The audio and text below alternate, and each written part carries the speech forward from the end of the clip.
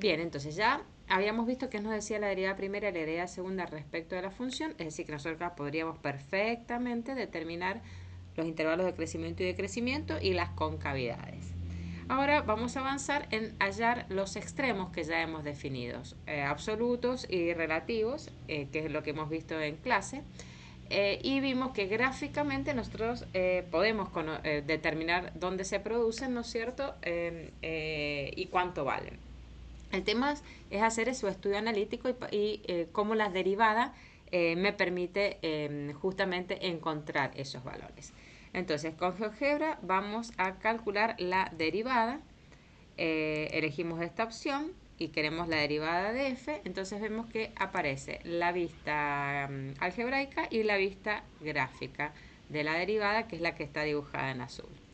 Pero yo quiero ver cómo esta derivada me ayuda para encontrar los extremos.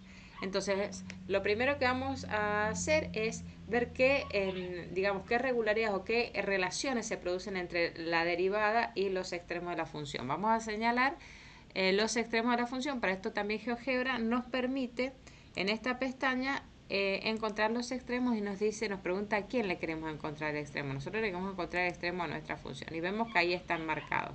Tengo este extremo y este extremo. Bueno, entonces veamos qué situaciones se producen. Si yo observo, si yo recuerdo que la derivada primera es el valor de la pendiente de la recta tangente, si yo trazara las tangentes en los extremos, vería que en realidad son tangentes horizontales, por lo tanto, de pendiente nula.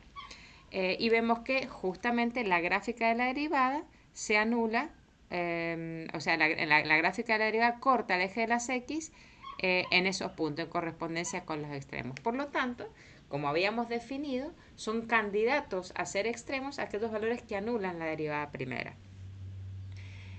A su vez, vemos que, si entonces vamos a ir a etiquetas y vamos a encontrar ahora las raíces, pero ¿de quién? De mi función derivada.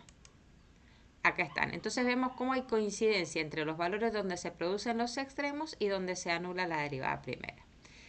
Además vemos que como acá se anula la derivada primera, significa que la derivada pasa de positiva a negativa o de negativa a positiva. Entonces veamos, que es un mínimo, vemos que la derivada primera es negativa a la izquierda de donde se produce el mínimo, mientras que es positiva a la derecha. Por lo tanto, vemos que la derivada primera es que se produce que si la derivada se anula, ¿no es cierto? O sea, vemos que ante la existencia de un extremo, la derivada primera se anula. Y además se produce un cambio de signo de la derivada. En este caso pasa de negativa a positiva y tenemos un mínimo. Entonces coincide con lo que nosotros hemos enunciado.